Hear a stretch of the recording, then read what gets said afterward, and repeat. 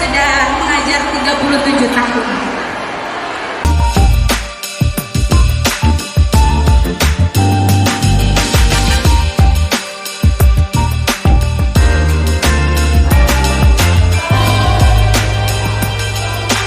Dari Kementerian Agama Kota Palembang menyampaikan apresiasi, rasa bangga kami dan terima kasih atas terlaksananya kegiatan anak Nadatul Atfal se-Kota Palembang.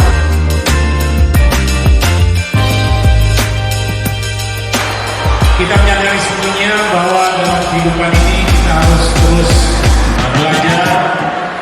Dari hari ke hari, waktu berlalu, kita harus terus meningkatkan ilmu, iman, amal kita.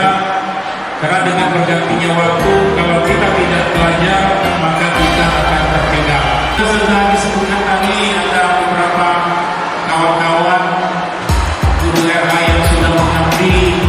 Tadi saya lihat ada yang sudah 37 tahun, ada yang sudah 30 tahun, dan lain sebagainya. Tentu apa yang sudah kita lakukan, mudah-mudahan Allah Subhanahu wa Ta'ala akan mencatatnya sebagai amal ibadah kita, dan insyaallah Allah akan berikan balasan yang setimpal dalam bentuk yang lain. Mudah-mudahan keluarga kita, anak kita, suami kita akan mendapatkan